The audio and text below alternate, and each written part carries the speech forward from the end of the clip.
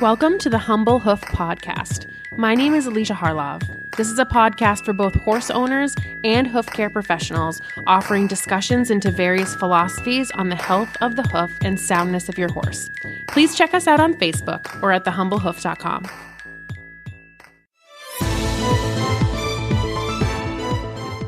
Trying to choose the right supplements for the right horses often feels like a chore, and you have enough chores as it is. Fortunately, there's Equithrive, whose mission is to make this whole nutrition equation easier on you and much more beneficial to your horses. Equithrive's lineup of pelleted supplements are developed with care, backed by science, and a 100% satisfaction guarantee. Not to mention picky eater approved. Whether you need advanced joint care for your equine athlete, gut, or metabolic support, Equithrive is your one-stop shop for feed tub fortification. Do your horses and yourself a favor and visit equithrive.com. Use the promo code HumbleHoof and get 20% off your first order, plus free and fast shipping nationwide. Don't forget to use HumbleHoof, all one word, to get 20% off your first order at equithrive.com.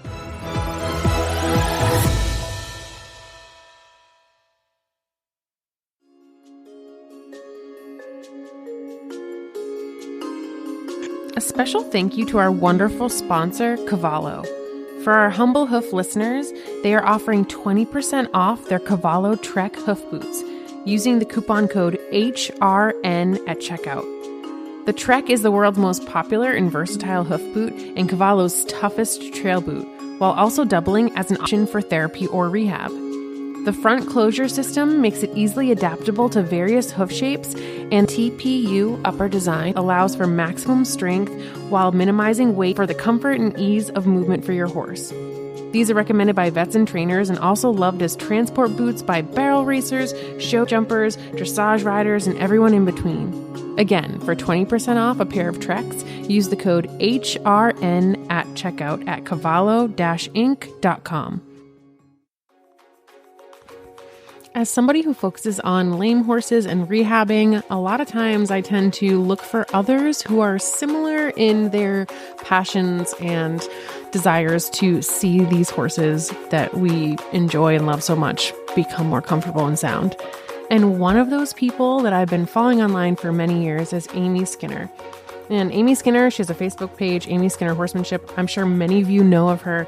She posts these incredible posts pretty much daily that just resonate so much with how I feel we should treat our horses and how we should train them and work with them in a way that is horse focused for their needs and what is going to be most beneficial to them, but also in a way that's going to give them something to keep them sound and healthy long term. So I reached out to her and asked if she would be on the podcast to talk a little bit about how are we prepping our horses to stay sound? How are we working with them and training them so that they can have longevity in their careers, what we want? And are we doing the right thing by these horses when we are rehabbing them and training them? We kind of dig into a lot of those topics in this conversation, and I'm really thankful that she was willing to chat with me. So why don't you start and just tell us a little bit about how you got into training and your career path now?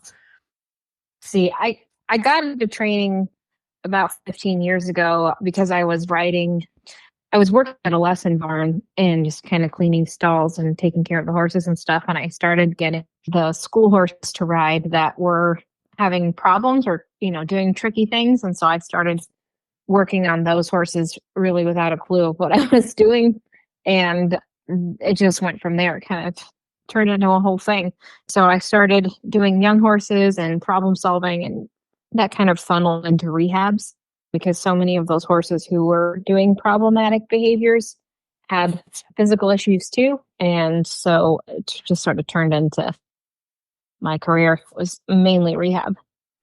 Oh, that's awesome. Yeah. And, that's my passion too, not training, but rehab for sure. And that's kind of what got me where I am. So I totally understand that.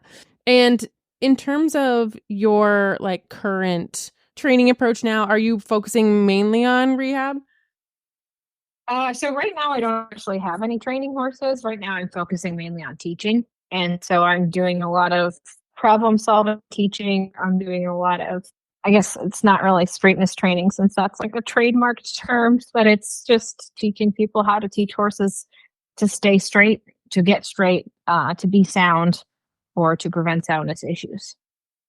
Yeah, so that's something I would love to talk a bit about today, because that is, I think, the reason I see so many issues that I do is not all the time hoof-based lameness, but because the horse is compensating for an issue higher up, they end up getting like a repetitive strain type injury in their hoof due to the improper movement. So I would say that almost all of the horses that come to my property have a navicular diagnosis, but about every single horse that has come in has had soft tissue damage in the hoof, which to me is from compensatory movement. Like they're not moving how they should in the distal limb.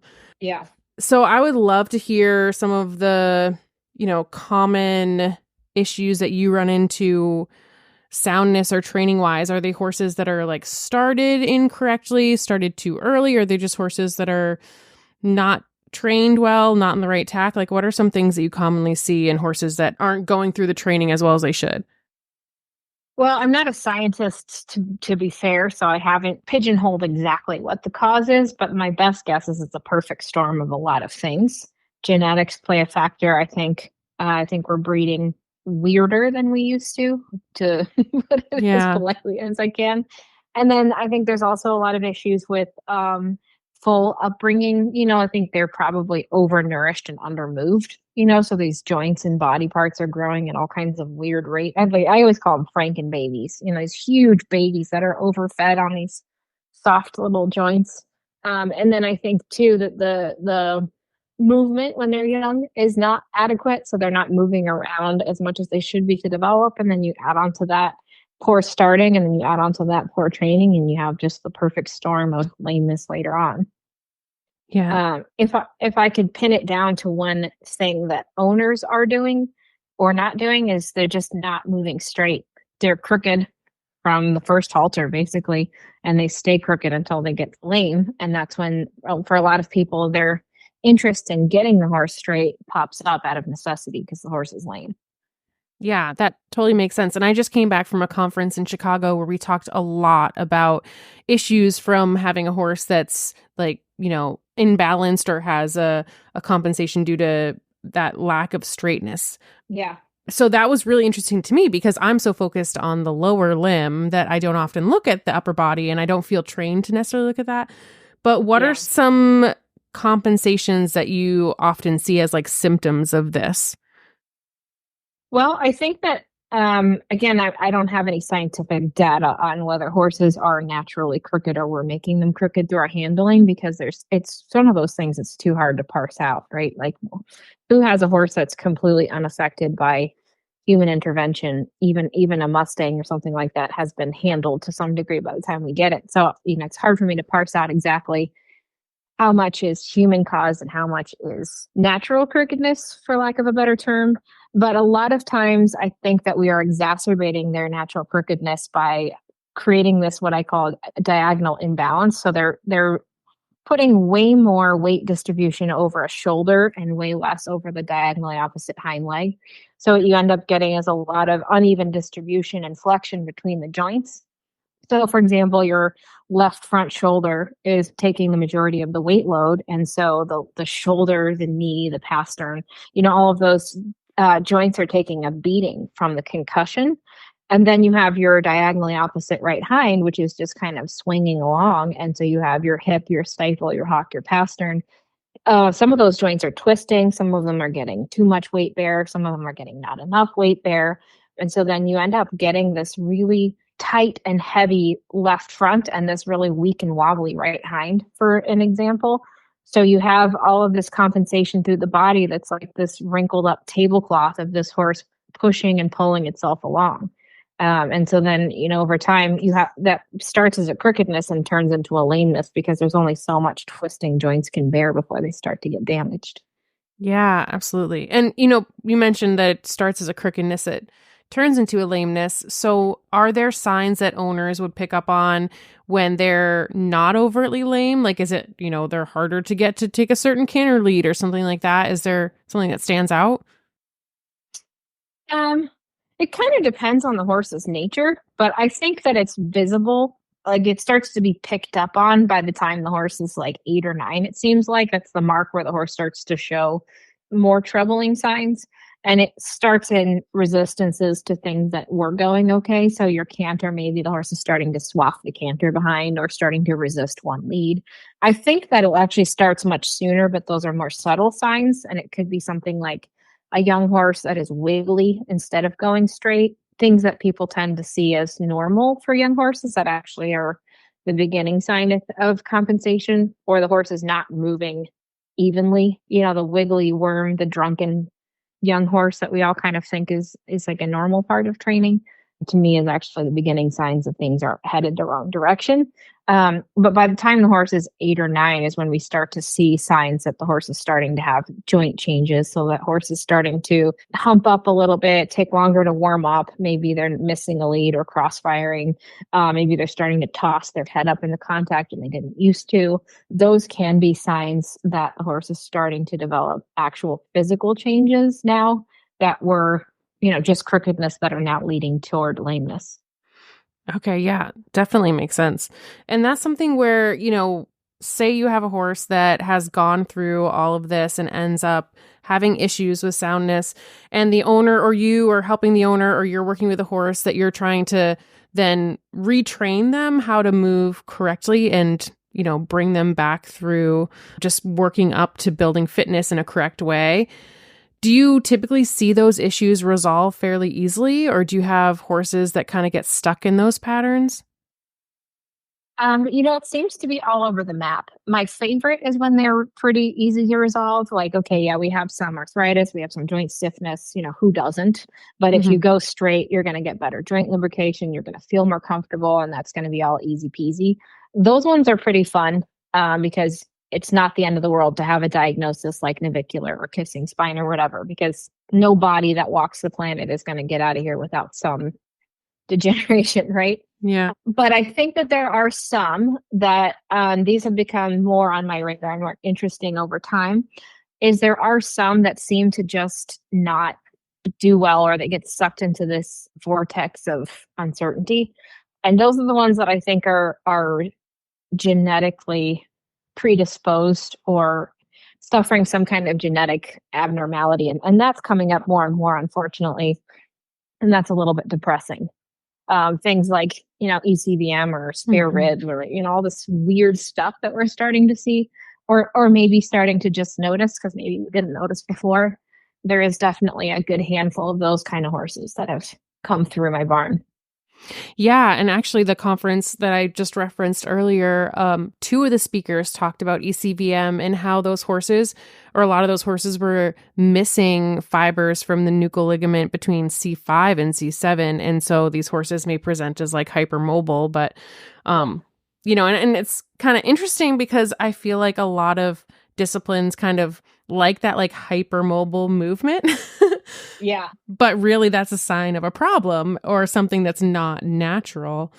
And then those horses are that much more prone to having, or either just literally can't ever be ridden because their skeleton is not formed the way that it's supposed to, or was supposed to, or they just have that much more limitations or a harder time actually properly. Well, it's a huge can of worms because, I don't know about every discipline because I'm mainly in the dressage discipline in terms of like my own training.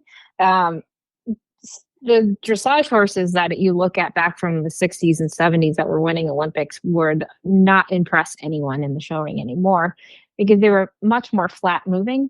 And so the selective breeding for horses that have greater shoulder mobility and more flexible necks are very desirable for these top riders because they basically, I've had some of them that you start them in their first couple rides, nobody else has touched them and they're already rounded in the neck. It's nuts.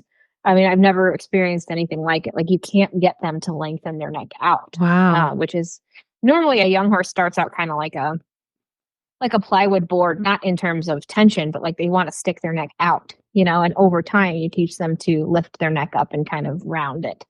But these guys are almost coming out of the womb with these really flashy movements and these very rounded necks to the point where you can make them behind the bridle without ever touching the bit.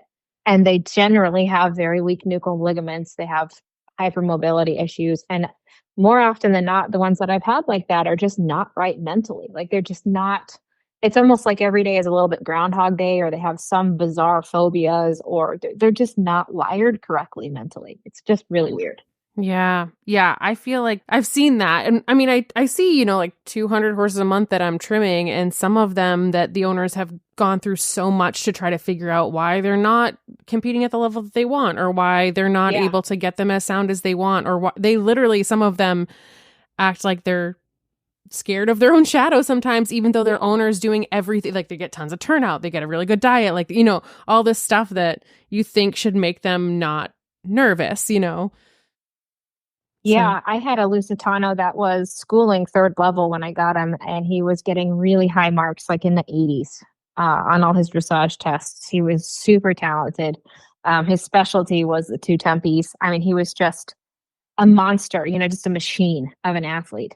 But he was just mentally not quite right. There were times where he would randomly attack other horses, and he would drive them until he was sopping wet and shaking. It was like he had no control of his own body. You know, I'd be like, dude, why are you doing that? He was just as scared as the other horses were. And he just never, his feet were never, he had perpetual thrush no matter what I did. I took him to some of the top feet people that I could access. And it was just, he never gained weight. He just had these bizarre phobias. And he always carried his head off to the right and his neck off to the left. So when he was out at Liberty, he was always walking around with a crooked head. You know, I'm just like, dude, what on earth? And you could straighten him manually when I was riding. But when I ended up euthanizing him because he went downhill very fast, his skeleton was just a disaster. His whole body was a disaster. It was like his aorta was being pinched off whenever. So we determined that his aorta was basically being pinched off whenever he was in a bend. So who knows what that affected him like, you know, and he had just bizarre things. And, you know, this is not an isolated incident. These very gifted sport horses are suffering a lot of times because of just a genetic malformation that I don't believe can be trained away. Yeah. It's really sad. What happened to that horse? Was that your own personal horse? Yeah, that was my own personal horse. And it was one that I was given because he was a training horse that I was hoping, you know, would be a fun project to rehab and then go on and, you know, win the Olympics or something. I was excited because he was so athletic. But he just he did pretty well actually in training in the sense that I could always produce good movement from him manually, but it never had the right feel to it. It's kind of hard to explain, but it always felt very mechanical, and it never felt like his mind and body never aligned in any way. If you didn't make him, he wasn't going to do anything.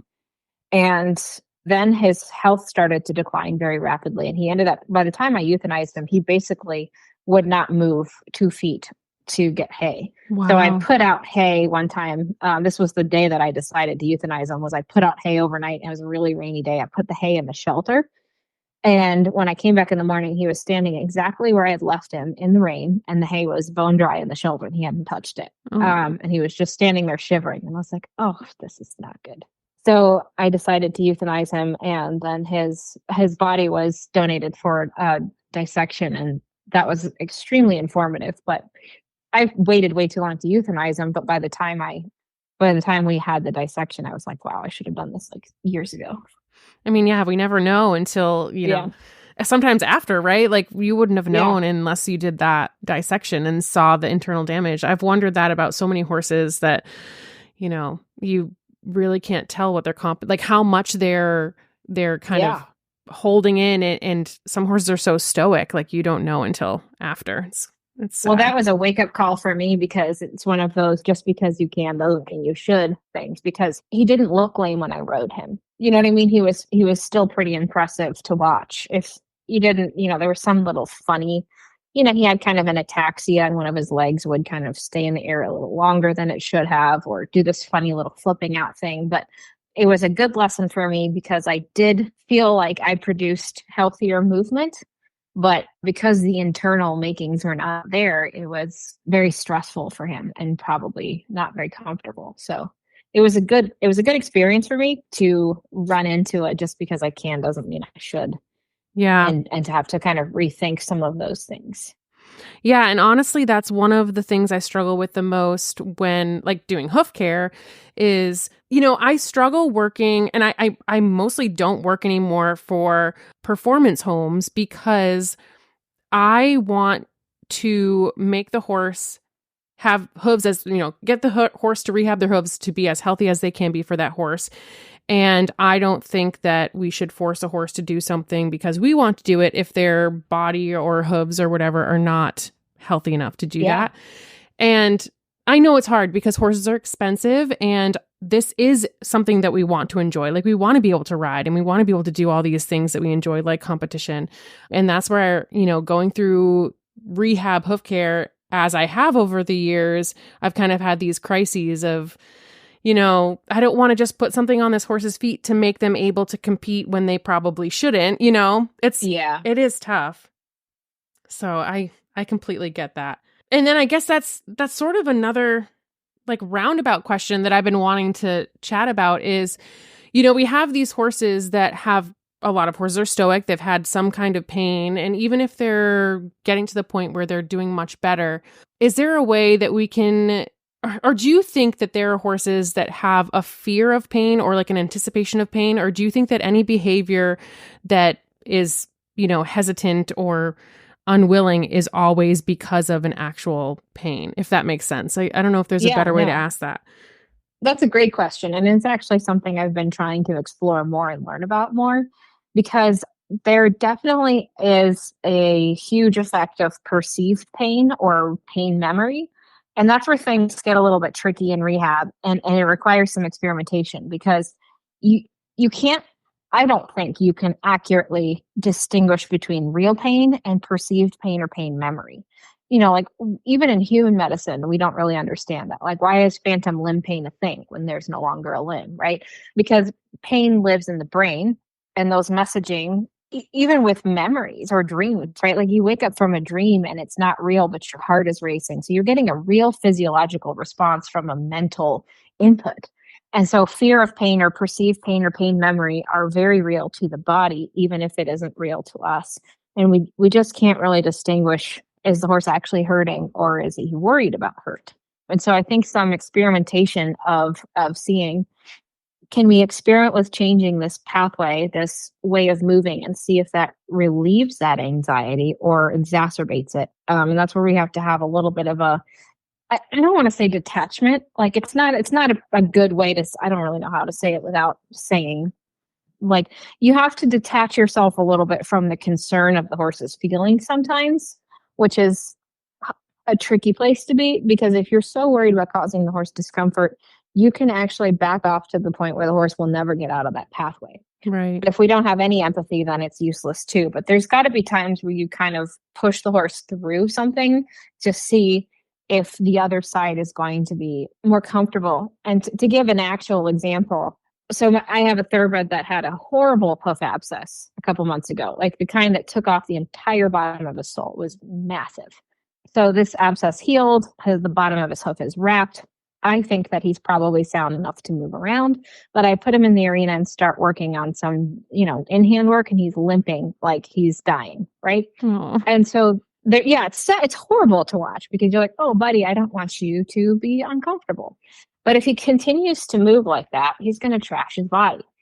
But I also don't know if his foot is still uncomfortable. And so what I experiment with is just seeing if I can find a walk tempo. So I get him aligned so he's straight. And then I try to find a tempo that's going to kind of break that pattern of the gimpy look. And if I give it a couple passes around the arena and he improves in his soundness, then I know it's a pain memory. But if making him get steady in his movement makes him worse, then I know that it's a real physical issue that is still contributing to lameness. So, and that's true for people too when they ride. Like you might be really stiff and really tight, but if I actually can get you to push through it a little bit, you might loosen up and feel better. And that can really convince the brain that this is a safe movement and the brain wants to feel safe. But if I'm like, oh my God, I brought in Whitty again and he's limping, so I'm going to turn him back out. Tomorrow I bring him in and he's limping, I'm going to turn him back out. Pretty soon I actually can train him to stay lame and stay fearful of pain. So you have to be willing to experiment a little bit and see, is it better if I get him rhythmic and straight or is it worse? Because if you have a nail in your hoof, more movement will exacerbate that, right? There's no rhythming your way or straightness training your way to soundness if there's an actual nail in your hoof. Right? Right. Like sometimes compensation is necessary to protect the horse, and sometimes it's not serving them. So that's kind of where you have to play around with it and see what happens. Yeah, and I know it's that much harder when we have a horse that's not able to like communicate with words necessarily.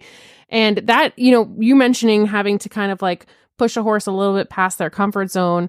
Just sharing a little story of my own life. Back in May, I tore my MCL in a riding accident.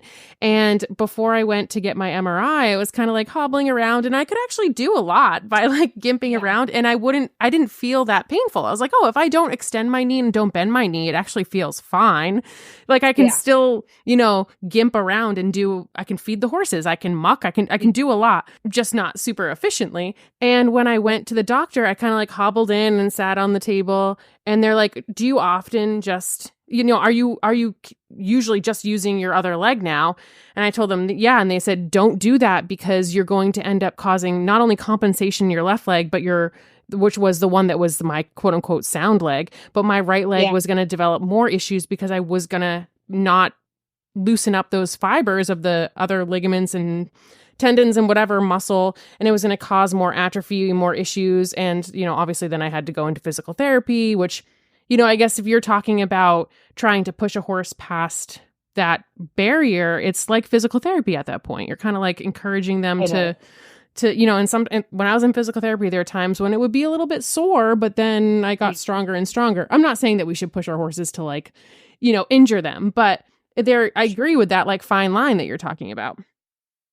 Yeah, well, form follows function, and that's the thing we have to remember is if your horse has been limping around because of an abscess, all of the soft tissue is adjusting to that way of going. Right. So even once the abscess is healed, the horse now is tight and sort of pulled into this contracted way of going, and that's where we have to teach the horse to loosen those fibers. But you have to do it you have to push the envelope a little bit. You have to stay within a threshold that doesn't cause more alarm. So the nervous system is a very important part of physical reconditioning, is that we can't alarm the horse to the point where they're like, oh my God, if I do this, I'm going to be in more pain. So I'm going to resist.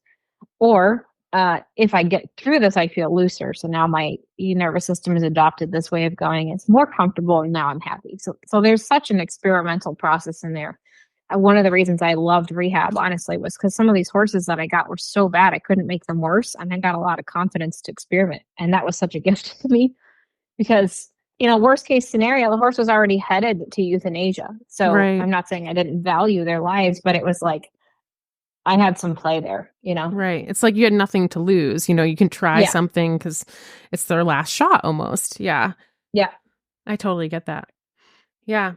And so, what are some good resources? Obviously, I know that you have a video library, and you offer training and clinics and all that kind of thing. But what are some good resources for owners, including your own, that they can kind of explore this more? It's totally out of my realm. So I would definitely point to you guys for that. Well, to be honest, I think that the human sports medicine side is a way better resource than what's out there for horses, because a lot of the horse rehab is so contradictory or confusing or overwhelming, and there's a lot of emotional appeal wrapped up in a lot of it, and that gets people, I think, really confused. But there's been some excellent resources out there for human sports medicine, and quite honestly, I think the more that people can relate it to their own bodies, the more they can understand, because everybody walking on the planet over the age of 2 has some physical condition now. You know what I mean? We've all experienced sprains, back pain, neck pain, and that sort of thing. And I really enjoyed learning like the Feldenkrais method. I really enjoyed learning through this resource called Z Health, stuff like that talks a lot about neural programming and the nervous system and how it affects movement and balance. I think that those are fantastic resources for owners, because when you understand that, then everything kind of opens up to you, and then the rest is just learning technique. But I do think that for a lot of owners, there's so much information about technique, and this technique opposes that technique, and you get into theory that it gets so overwhelming. But if you understand the principle, then you can kind of paint with broader strokes and understand the application of theory.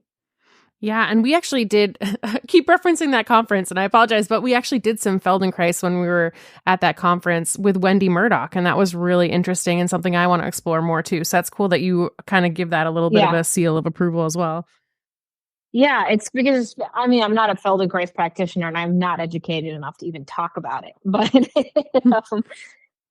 what it takes into consideration is that range of motion is so deeply affected by your brain, right? So if you're anticipating pain, your range of motion is reduced. If you can start to become calm and feel like the range of motion is safe, then, like, for example, you could stretch every single day and touch your toes. And if your hamstrings continue to tighten because of the way that you're moving, you're not improving anything, not really, right? But if you can change the way you're going to make your body feel more secure and more stable, your hamstrings don't get so tight because they're not compensating for like a weak core, for example. So that's the kind of thing. If people understood that, they wouldn't make these attacks on tension in the horse, because I feel like there's so much rehab access or rehab information out there that is well-meaning but kind of missing the point. Like, this horse is tense here, so we're going to loosen it, right? When that may be holding the whole body together. And when you go against that tension, you're making the horse feel more worried because that's holding his body together. So rather than taking away the tension, we need to provide stability. And that providing stability gives them a way to relieve those tense muscles.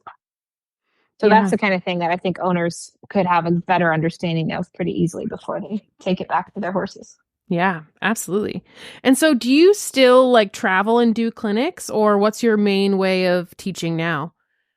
I am backing off the clinics quite a bit right now just because I have 2 little ones. And it's pretty difficult to travel with them. Yeah. So right now it's mainly online stuff. That's awesome. And so how can people find your resources? I know I follow your Facebook page and it's wonderful. I love all your posts, but I know that you have a website. Yeah. If you want to share more of how people can find you. Yeah. So my website's amyskinnerhorsemanship.com.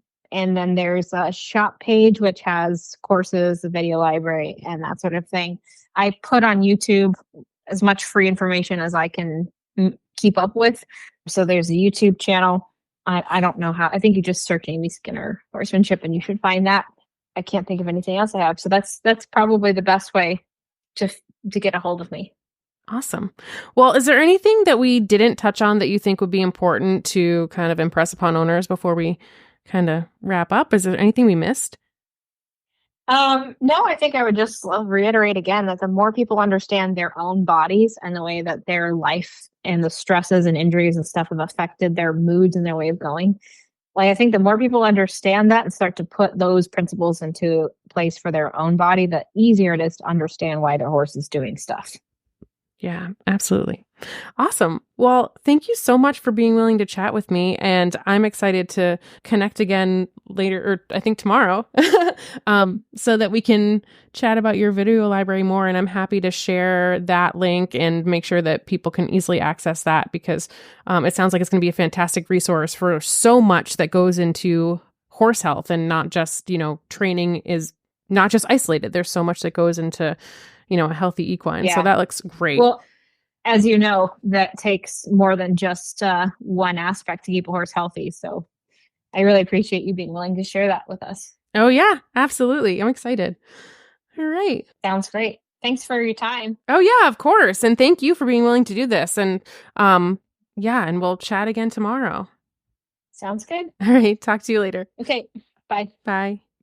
I always say that I'm slightly more hoof obsessed than the average person, and chances are, if you're listening to a hoof care podcast, you are too. So we should probably be friends. Feel free to find me on Facebook or email me at thehumblehoof@gmail.com.